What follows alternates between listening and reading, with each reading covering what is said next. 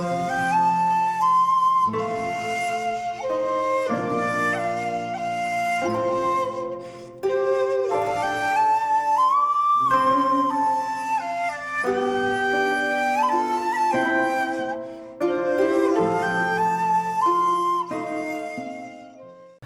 there, this is Solitude Ronin from Solitude Ronin Films, and welcome to the letter H in my alphabet of favourite films videos. Again, please let me know in the comments your favourite films beginning with the letter H. Again, there will be omissions that I've just never seen or I've completely forgotten, and your comments is an excellent way of reminding me or suggesting films that I should watch.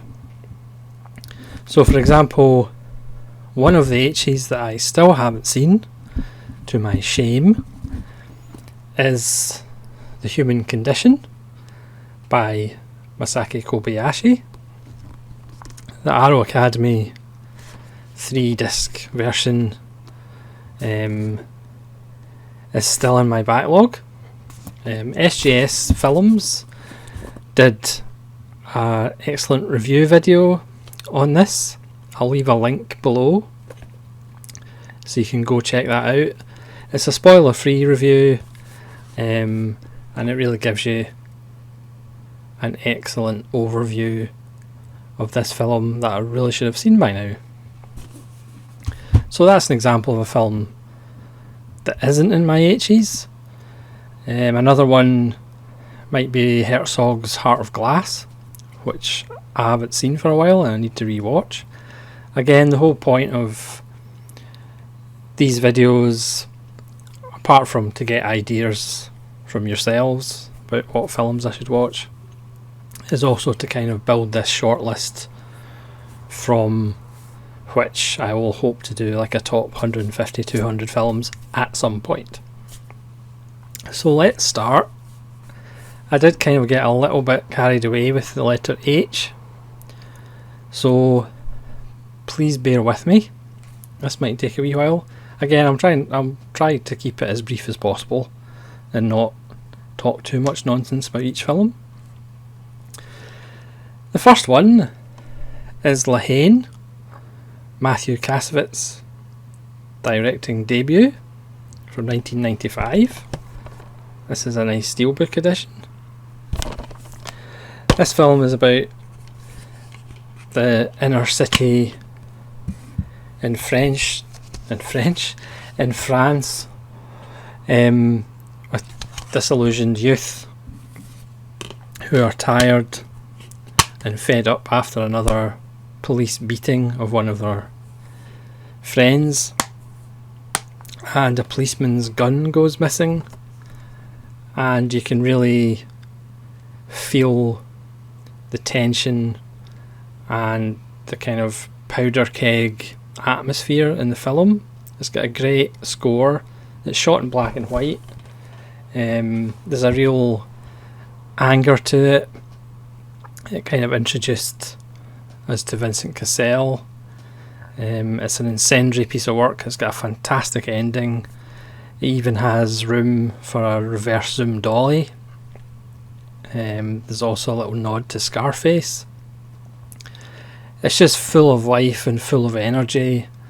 It's a really good film, and 25 years later it's still sadly as relevant as ever. Next on the list is a personal favourite, which probably won't appear in anybody else's favourite film lists. It's Halloween 3, Season of the Witch. In my opinion, I know it's a very small opinion, the best Halloween film, even though it's not got a lot to do with Michael Myers. Michael Myers is in it. The film Halloween is playing on a television set in a garage, I believe. But it's essentially about witchcraft and masks that will kill children.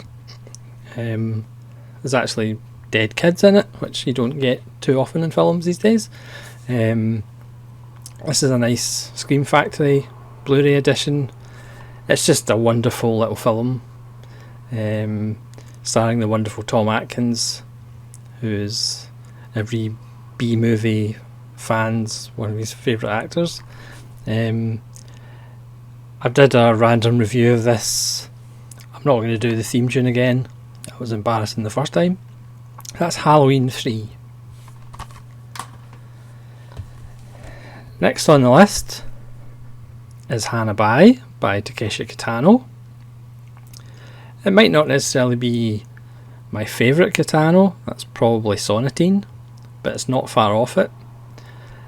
This is one of his masterworks. There it is there. And again, it's a beautiful film. It's all so brutal, funny, colourful. He uses his own paintings. It's a story about a cop who is sacked after a case goes terribly wrong, and one of his colleagues is paralysed, another colleague is killed, and also his wife is dying. Yep, it's a cheery film, and it's his adventures in trying to deal with these events and also give his wife a good time before she dies. But that doesn't really explain it very well. Again, it has violence, but the violence when all Kitano films are generally in the cut. So his films are never as violent as you actually think they are. And this is the one that he kind of showed another side to himself. Granted, it's still got some brutal humour, but it was kind of the film that showed us that he's actually got a bit of heart and he's not just a one-dimensional action guy. Next on the list is a little gem, Hangover Square by John Bram, starring the wonderful Laird Krieger, who died way too soon. This also stars George Sanders.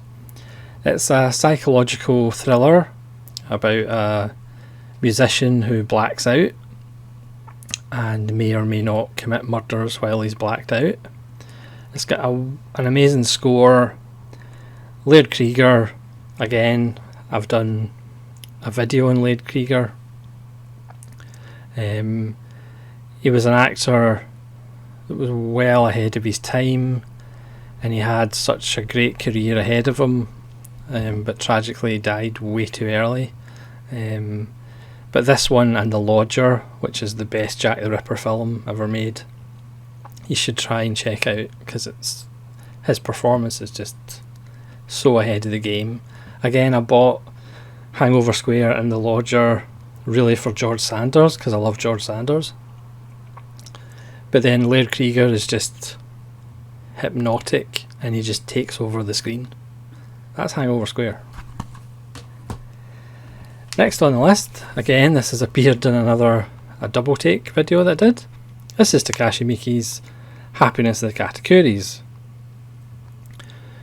which is difficult to describe. It's the sound of music with zombies. It's the story of a family who open an inn on a mountainside, but business is very slow, and when they do get guests, bad things happen to them. You can't really describe it. It has stop motion animation, it has great songs, and he really does an amazing job, because at the end of the film it's actually quite moving. It's one of Takashi Miike's best. Granted, when you're making 12 films a year, a lot of his films aren't his best, but this is certainly one of them, and this is a lovely Arrow addition.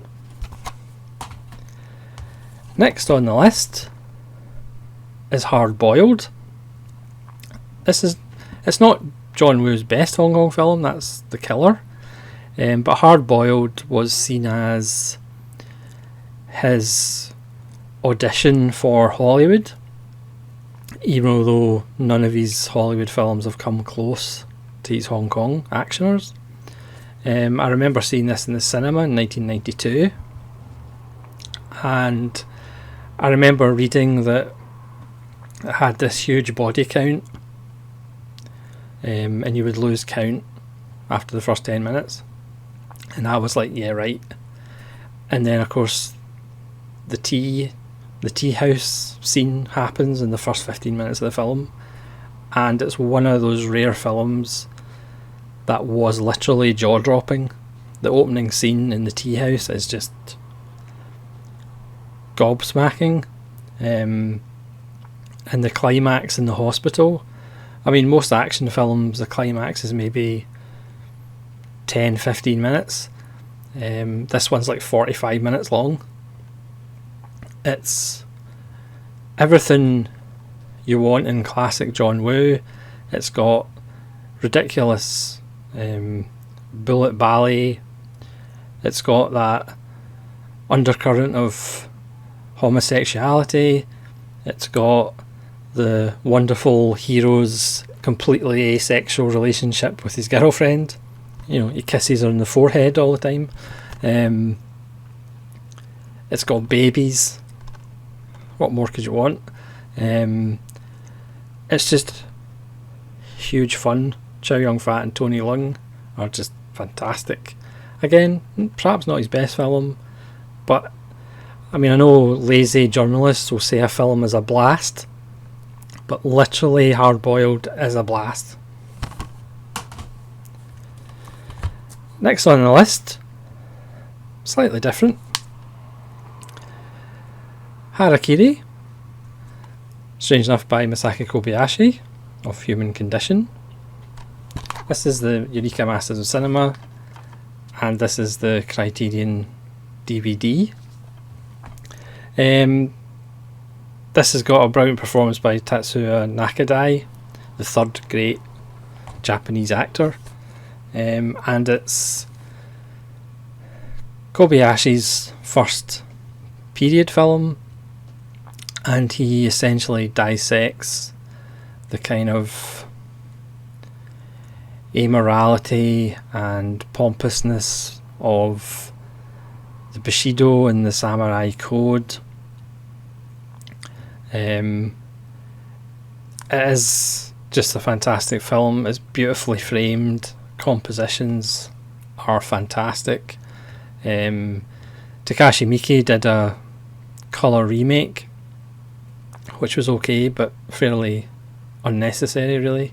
Because if you want to see it, you just watch the original. Yeah, it's just a beautiful film. It's an angry film. It's about big things. And if you haven't seen it, you've got to see it. That's Harakiri. Again, slight change of tone. Hal Ashby's Harold and Maude. This was one of those films that I hadn't actually seen until a few years ago, and just absolutely loved it. It tells the story of Harold, who's a depressive 20-year-old or 20-something who stages these fake suicides, which are hilarious, and the wonderful Ruth Gordon as Maude, who's just this rebel at the age of 80. It's got a great Cat Stevens soundtrack. It's just a beautiful, quirky little film that would just never be made nowadays. This was made in 1971. And this is a great addition by Eureka Masters of Cinema. If you haven't seen it, give it a go. The comedy might not be to everybody's taste, but it's just a fantastic little film. And again, it's another quintessential 70s American film. and it just makes you miss Hollywood of the 70s. Next on the list is Harvey. Again, perhaps not James Stewart's finest film. Well, it's probably not James Stewart's finest film. Depending how cynical you are, you might like it and you might hate it. But eventually you will see the 6 Foot Rabbit. It's kind of the antithesis of Billy Wilder's Lost Weekend. And you could argue it might, make light of alcoholism and it should be vilified. But it's James Stewart and it's a 6 Foot Rabbit and he has tremendous supporting cast and it's just a film to put a smile on your face. Next on the list, Robert Wise' The Haunting. This is a beautiful film, wonderful black and white cinematography, the use of sound design, the use of odd angles. There's no ghosts. When this was remade in the 90s with Catherine Zeta-Jones, they obviously went for special effects and all that, but the scene where the two women are in the bedroom and there's a banging on the door and we see the door almost bend and move, the wallpaper, the strange shapes and the way the light's hitting the wallpaper, it's really creepy. It still stands up 50 odd years later, and as far as ghost stories, only maybe The Innocents beats it. This is a premium edition, and it's fantastic. The Haunting. Next on the list, completely different again. This one's a bit of fun. It's Haywire by Steven Soderbergh. It stars Gina Carano, who's an MMA fighter.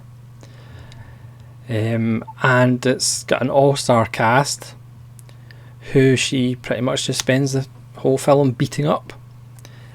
It's beautifully shot. The cinematography is fantastic. It's got one of the best last lines in cinema history. It moves along at a fair clip and it's just a tremendous amount of fun. You can pick it up on Blu-ray for next to nothing, and it's well worth checking out. Again, a slightly different film from Steven Soderbergh, but it's really good. This one won't come as any surprise. It's Heat. One of the few films I've actually seen twice in the cinema. Bizarrely, I've seen 2 Michael Mann films twice in the cinema. This and Last of the Mohicans. Yeah, what needs to be said about Heat? It's almost like a novel. You could argue it's Robert De Niro's last great performance, because again he just internalizes and is quiet as Al Pacino is chewing scenery on the other side. There is a fan theory that Al Pacino's character is actually on cocaine for the whole film, and that kind of explains his behaviour. He's actually a cokehead, whereas De Niro is just under the surface, but he can be threatening when he wants to. He can be sympathetic when he wants to be. The scene with Val Kilmer in the morning is just beautiful. The threatening phone call De Niro makes is just wonderful. So many great moments. The moment in the car at the end of the job when they're getting away and he's so close to getting away and you just see it in his eyes. He's left some unfinished business. You can see it in his eyes. he's free and clear, and then he just gives this wee look and he just drives back to finished business. It's probably De Niro's last great performance, while everybody else is making all the noise. He just wipes the floor with them. It's a fantastic film. The influence of Heat on people like Christopher Nolan. I mean, Christopher Nolan's films pretty much just rip off Michael Mann films as far as the look of them, as far as the clothes the actors wear, as far as the use of architecture. That's all Michael Mann, and Christopher Nolan has been influenced by Michael Mann a huge amount. Obviously lots of TV shows, lots of cop shows, owe a huge debt to Michael Mann, and specifically Heat. Again, this is, if you can believe it, 25 years, or getting to 25 years old itself. You could argue it's slightly flabby, but it's just awesome. Next on the list is a fun little film, Heathers by Michael Lehmann. Winona Ryder has never been better. Christian Slater, yes, he's channeling his inner Jack Nicholson. It's about high school, it's about fitting in, and it's about suicides and murders. There is a bizarre moment where Christian Slater whips out a gun in the canteen, which, in the era that we live in today of mass shootings at schools, probably wouldn't be able to do that in a film anymore, especially for comedic purposes. But this was 1990, before mass shootings was a national hobby in some places. Heathers. Next on the list, The Heist. Now this is a perfect example of the cover of a Blu-ray being not particularly truthful. You have Christopher Walken, William H. Macy and Morgan Freeman. They all seem to be holding guns, and there's a bit of explosions and action, and it's not an action film. It's a beautiful, funny little character film. Originally it was called The Maiden Heist. I don't know why they changed it to The Heist. Maybe it sounded more like an action film. It's about 3 employees who work in an art gallery, and they're obsessed with a piece of work, whether it's a painting or a sculpture, and unfortunately the gallery is being changed into an avant-garde gallery, and these works are being shipped off to Denmark, and this just drives these guys crazy. So they team up to prevent or to steal the art before it goes to Denmark. I don't want to spoil any of the plot. Some of the plot is predictable, some of the laughs are predictable, but it's just so well done. It's just so beautifully acted. Again, it's rare to see Christopher Walken in a light comedy and actually be like the leading guy instead of just like a 10-minute supporting role. Morgan Freeman and William H. Macy are fantastic too. So is Marisa Gay Harden as Christopher Walken's wife. It's just an absolute treat. I mean, I know people who aren't Christopher Walken fans who find him a little bit creepy, but they love this film as well, because it's kind of a gentle comedy caper that we just don't see very often anymore, but it's an absolute treat. Next on the list is Hellraiser by Clive Barker. Now, sadly I have 7 Hellraiser films, even though after number 4 they're fairly unwatchable. I kind of wish that somebody would reboot it, but do it properly, from the novella by Clive Barker, The Hellbound Heart, which, interestingly, the lead Cenobite was actually female, but maybe 1987 horror fans weren't ready for a female antagonist. It's not a great film, but I always have a soft spot for it. Just the idea. I just love the idea of the Cenobites, of people who push the limits of pleasure, who want to take it even further until they're met by the minions of hell itself. Doug Bradley's iconic, but sadly, as what happened to Freddy Krueger, who went from a child molesting murderer to a snappy deliverer of one-line dialogue, unfortunately the same thing happened to Pinhead. The first two are really dark, interesting films made in the UK,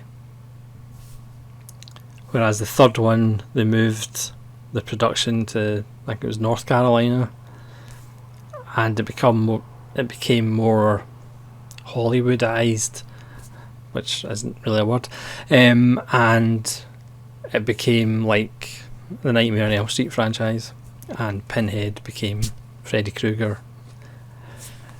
But the first film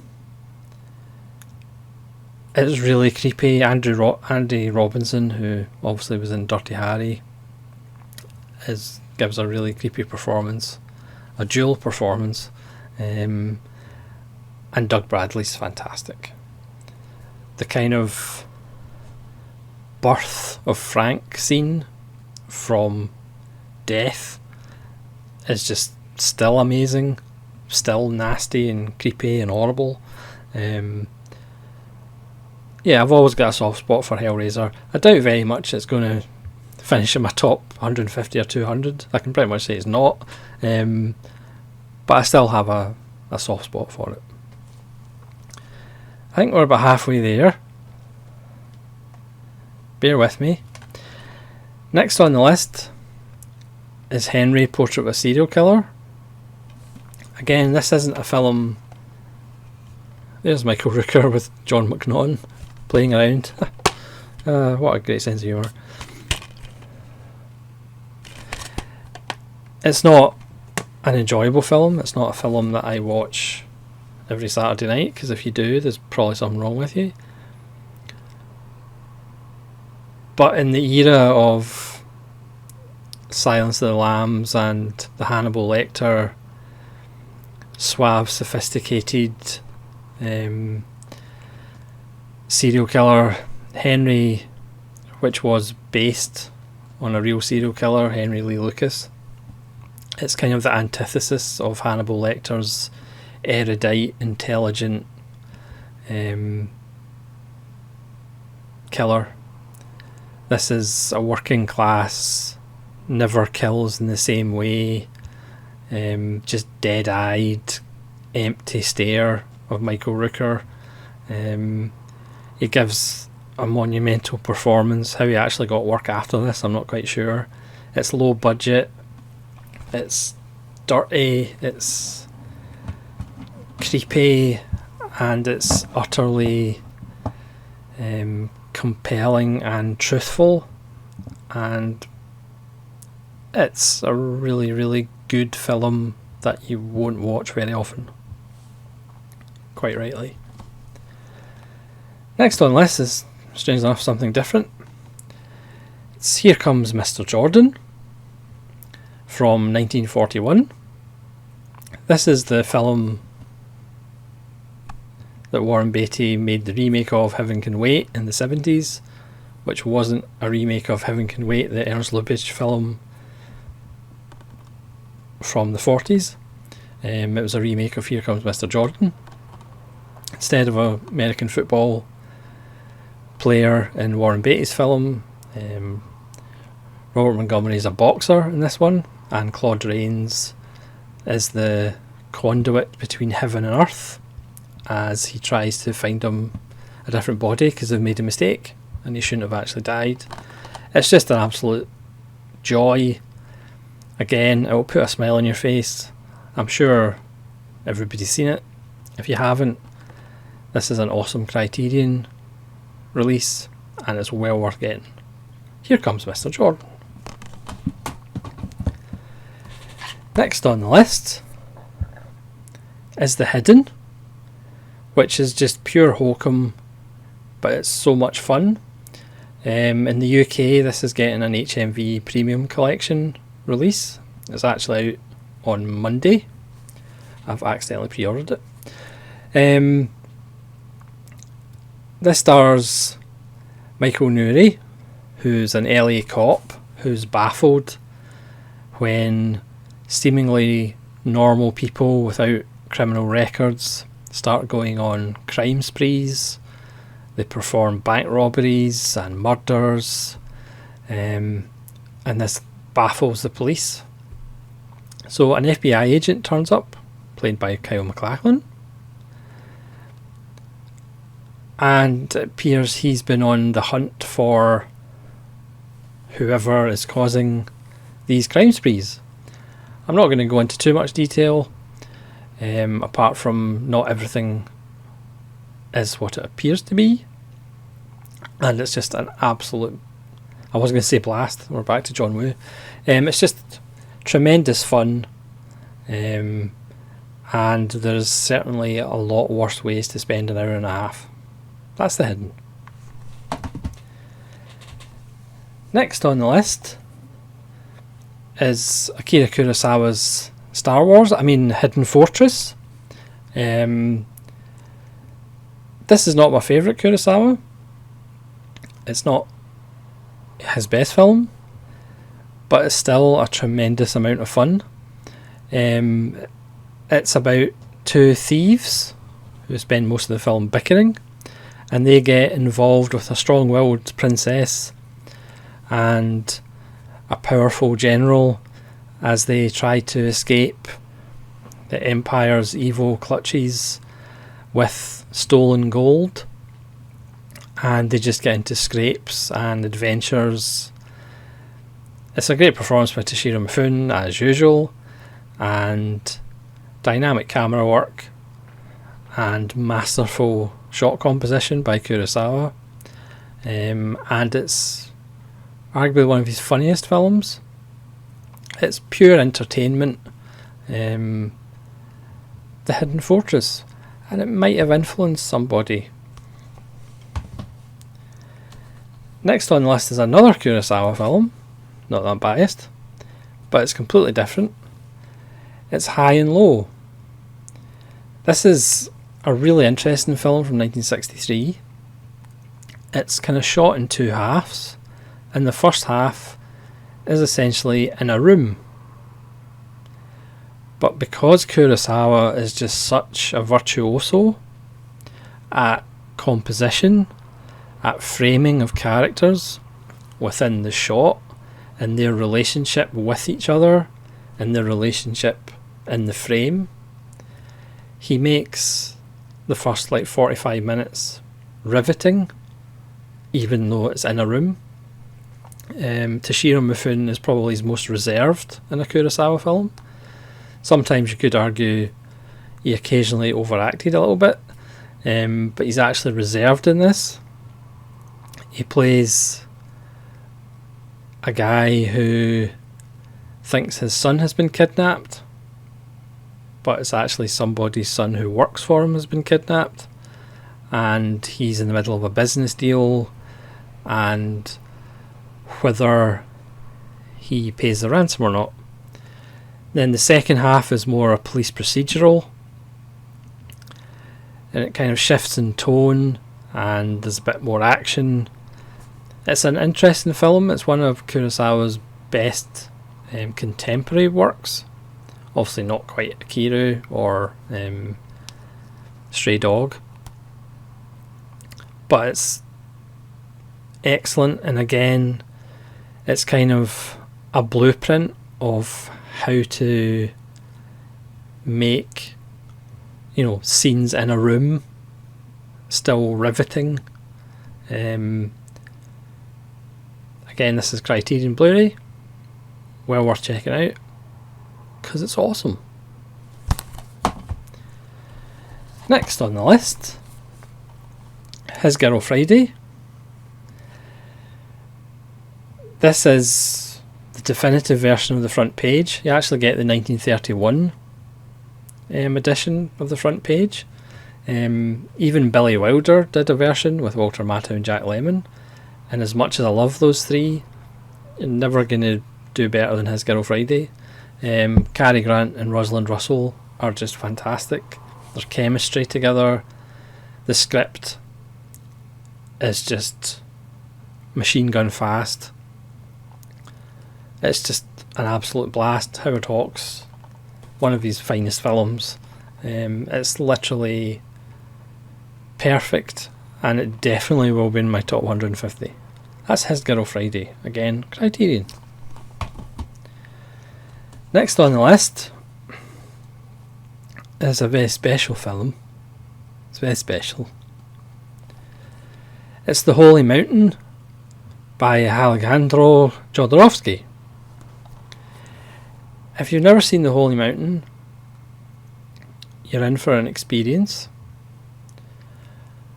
I remember somehow coercing some people at work to come to the Glasgow Film Theatre to see The Holy Mountain. I think there was about 5 people there, and they were all in various states of astonishment after seeing it. I mean, El Topo gets all the publicity, but for me The Holy Mountain is his greatest achievement. Obviously, it's a bit all over the place at times, but I would make the claim that it has the greatest ending in cinema history. I know that's quite a small claim, but the ending is the greatest statement on cinema itself. There are rumours that Arrow were going to release Blu-rays of The Holy Mountain and Fando and Lise and El Topo, but I don't know whether they're having some difficulty because obviously there is some animal deaths in Jodorowsky's films. I'm not even going to describe what the film's about because it's difficult to describe what the film's about. I would recommend it. It's one of those films you won't believe what you've seen. It's Jodorowsky's, you know, he throws mysticism and he throws, you know, tarot symbolism and religious symbolism,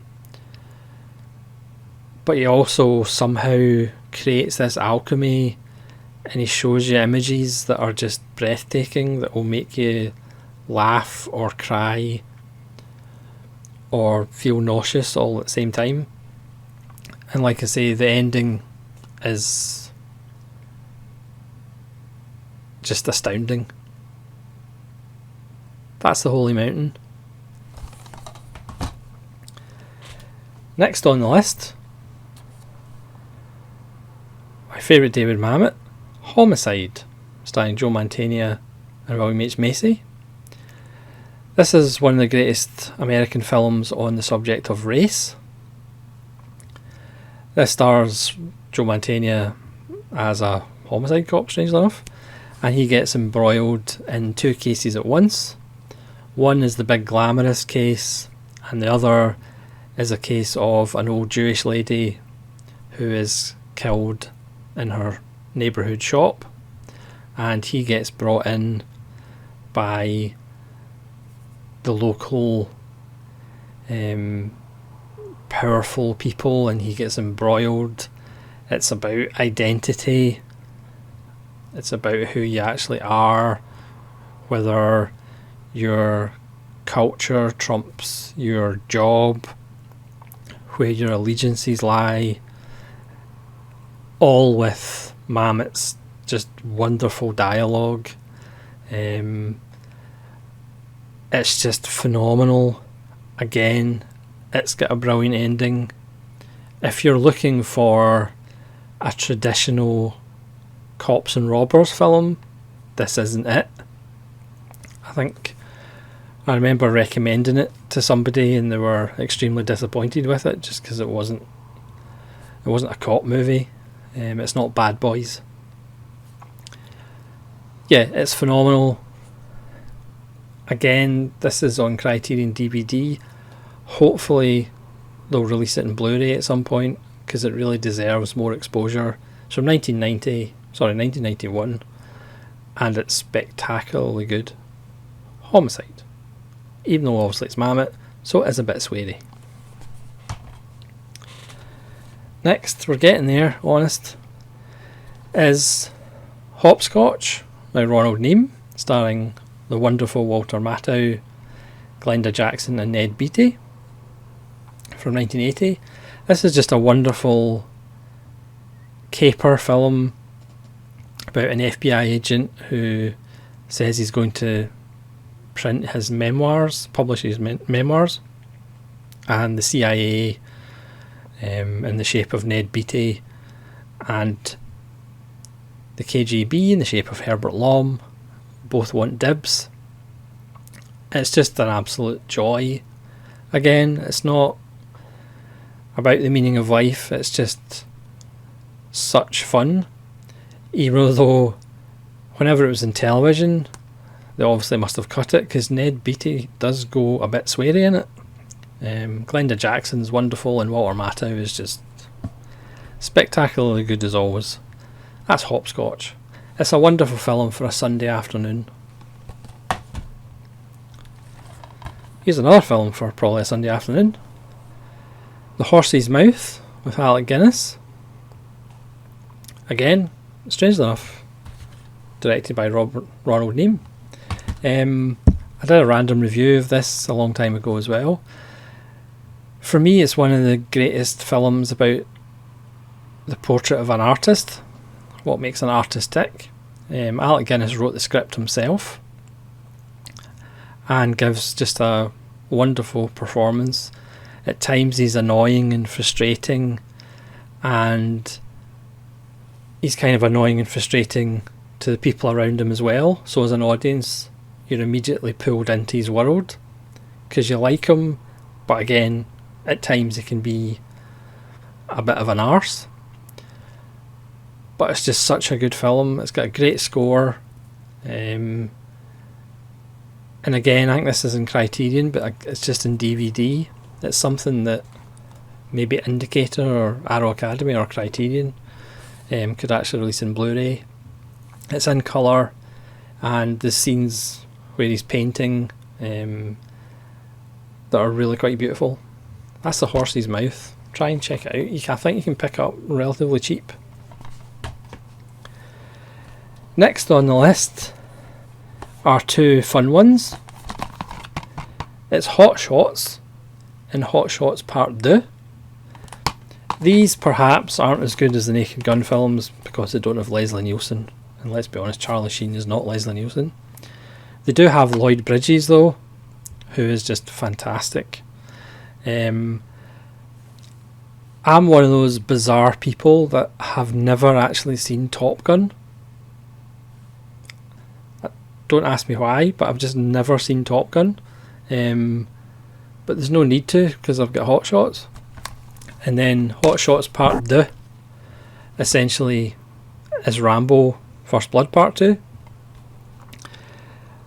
I'm not going to go into every single great line because very much like the Naked Gun films, it's not the visual gags, it's the little throwaway one-liners that are just so good.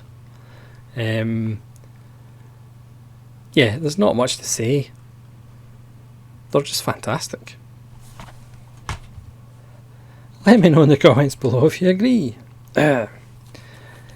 Next on the list is a funny little film from Japan.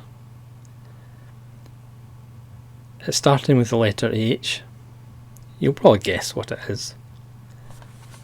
It's House from 1977, directed by Obayashi. It's an unusual film. It's kind of one of those films where you go, what did I just watch? I think several people on YouTube have done videos scratching their heads as well. It's just a visual feast.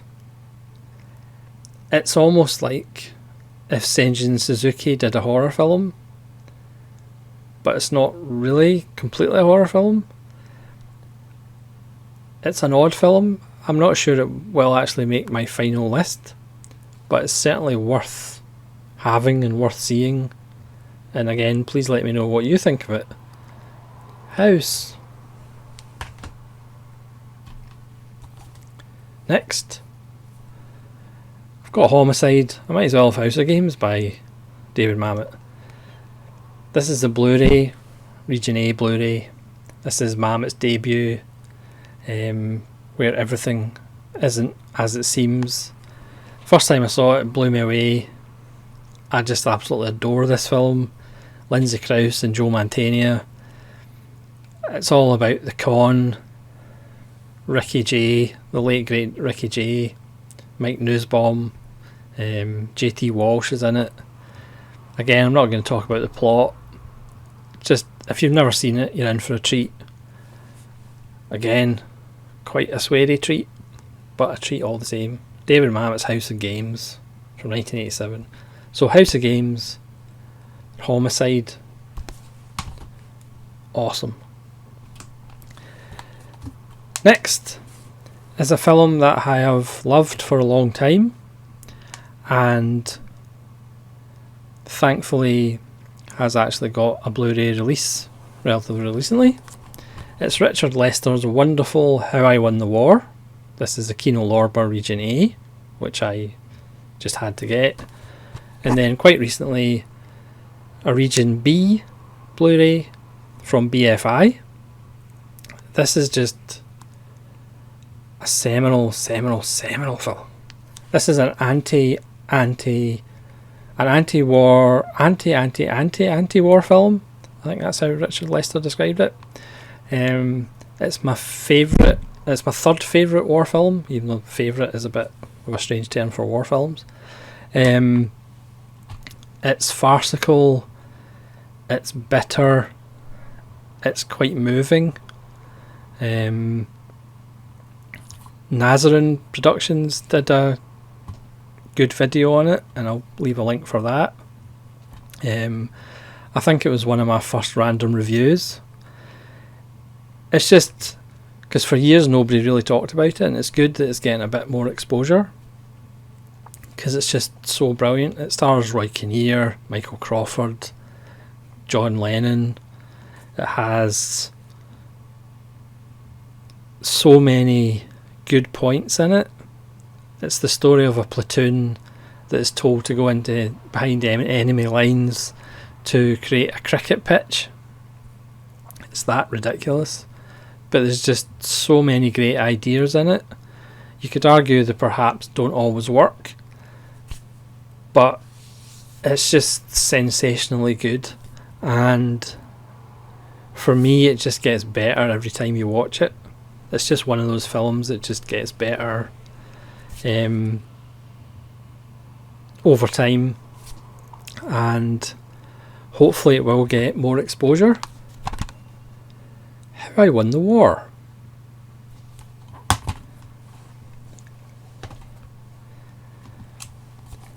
The next one probably won't make the final list, but it's just tremendous fun. It's Joe Dante's The Howling. I've actually realised I've got quite a lot of Joe Dante films now. Again, it's a film that I've had in my mind for years. The transformation scenes are very impressive. It was co-written by John Sayles. You know how I feel about him. It's just an enjoyable little film. It's a little scary, a little sexy, and a little bloody. And I do have Howling 2 Your Sister is a Werewolf with Christopher Lee looking lost in Romania somewhere with Sybil Danning. But is there about 5 films in the Howling series? This is the only one I would recommend.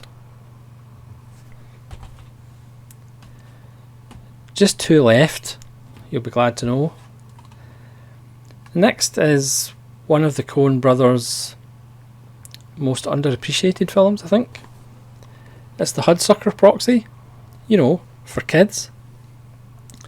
Stars Tim Robbins, Jennifer Jason Leigh and Paul Newman. It's essentially their homage to Capra. It also stars the wonderful Bill Cobbs. It's about a doofus who, after Charles Durning, who's fantastic in it, leaps out of the building. The Hudsucker Corporation needs a patsy.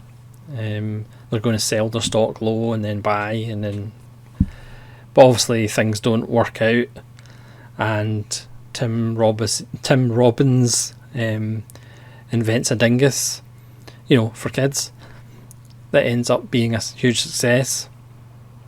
It's just, the production design's beautiful, the music's fantastic, the acting's wonderful. Jennifer Jason Leigh gives that Preston Sturges Howard Hawks performance of the Pulitzer Prize journalist. She's fantastic in it. It's just a lovely little film that kind of got forgotten about. I think this and The Man Who Wasn't There are probably the 2 most kind of neglected Coen Brothers films, but there's a lot to like about The Hudsucker Proxy, because it's for kids. And last but not least is Hunt for the Wilder People, which is just a charming little New Zealand film from Taika Waititi, which I probably mispronounced his name, I apologise, who also did the lovely What We Did Do in the Shadows and Eagle vs Shark, and Thor Ragnarok, which was quite enjoyable. Stars wonderful Sam Neill, and it's just the adventures of a boy who's dumped on Sam Neill in the wilderness. Again, there's not much to it, but it'll put a smile on your face. If it doesn't put a smile on your face, there's something quite wrong. So you'll be happy to know that's the end of the H's. So please let me know, please let me know in the comments what your favourite H films are, which one of my H films I should be taken away and had a short walk off a long pier. No, a long walk off a short pier, that's what it is. There's no piers here, it's landlocked. So thanks very much for watching, and hopefully you will watch the episode for the letter I. You can put your thinking caps on for that one. So this is Solitude Ronin saying thanks for sticking with me to the end if you have, and hopefully we'll see you again. Farewell.